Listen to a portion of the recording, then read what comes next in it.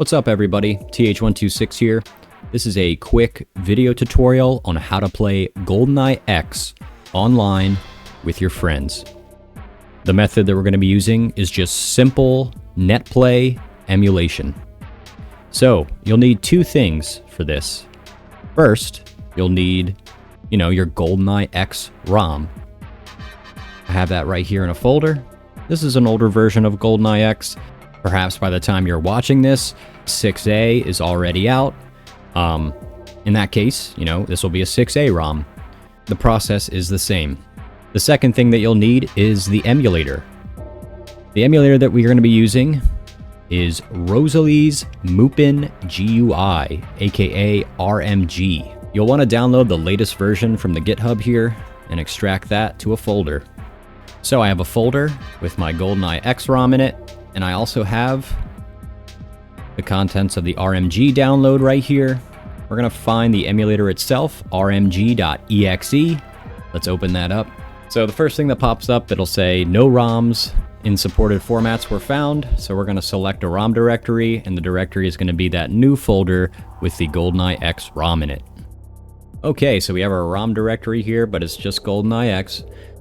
We're going to get our plugins ready. So let's go to Settings, and then you want to head over to the Plugins tab. For video plugin, you want to select Glide N64. It is the most visually accurate plugin. Audio plugin can remain the same. Input plugin, you have a few options here. We have Rosalie's Mupin GUI input plugin. If you have an Xbox controller or any other USB controller, that is a great option. And then you also have Mupin 64 Plus RAFnet RAW. So if you use a RAFnet adapter, which is the #1 USB to N64 adapter on the market, all you got to do is just plug that USB right into your computer and just select RAFnet RAW, and it will detect your N64 controller exactly without having to do any input adjustments. So I'm going to select that. And the RSP plugin can be Hactorox when it's in conjunction with Glide. Then you just want to hit OK. Now we'll set our graphics settings. You want to go to Settings and then Graphics. So this is important. Over in Frame Buffer, you have to uncheck Emulate Frame Buffer. Split screen will not work correctly if it is checked. It's just a weird thing with Glide, so just uncheck it, and you shouldn't have any issues. Everything else can just be your own preference, really. Now you just want to hit Save and Close. Next, we'll set our input settings. If you have RAFnet RAW, you'll see that you can't adjust it because it's basically just taking it one-to-one. It knows what it is. There's no adjustment needed, but if you're using another controller, this is where you would make your input adjustments.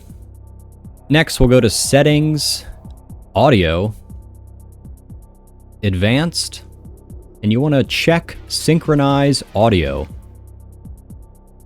and then hit OK. So the next thing that you want to do is just right-click on the GoldenEye X ROM right here in the ROM list, and you want to go to Edit Game Settings.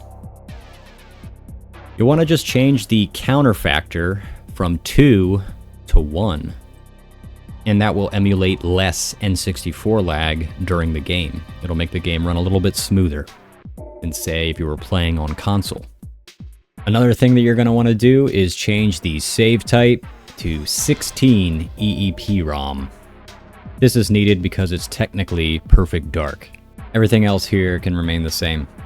If your CPU can handle it, another thing that you can do to increase the frame rate and performance of the game is head over to the Core tab, and you want to check Override Core Settings. The CPU emulator can be Dynamic Recompiler, and you want to change the overclocking factor to 4. That's a good sweet spot, so I'm going to make it 4. And if I were to start a lobby, I would have to let people know that I'm playing with overclocking factor 4. So everybody needs to have the same overclock factor, so that way you can prevent desync. And it's easy just to turn off the override core settings. You can literally just uncheck the box and it's back to what it was before. But we're gonna leave it for this example. So you just hit OK. And now it's time for a Netplay session.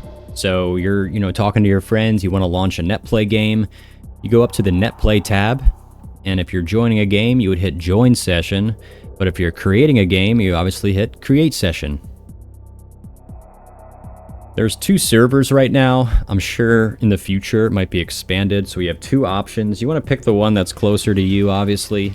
You have Paris for our European players and USA East for those on this side of the world. You can change your name.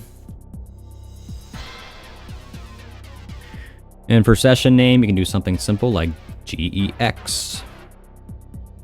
Then you want to set a password, and then for people to join, they just have to put this password in. I'm going to put a password here. Something that you sit on, but you can't take it with you. Then you just click on the game, and then hit Create.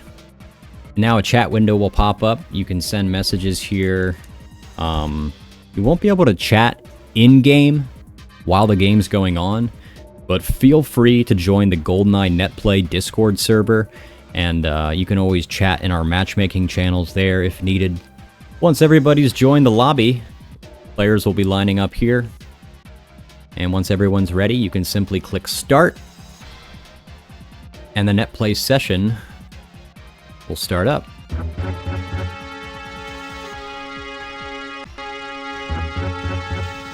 Some cons with this method that you should be aware of are fluctuating input delays, audio sync issues, and graphical issues related to more exotic weapons, like the Seeker fly-by-wire and infrared goggles not displaying correctly. Despite these flaws, this is currently the best method to play GoldenEye X online. If you're looking for a community of people to play Netplay with, be sure to join the GoldenEye Netplay Discord to connect with multiplayers across the globe. Thanks for watching, and I'll see you online.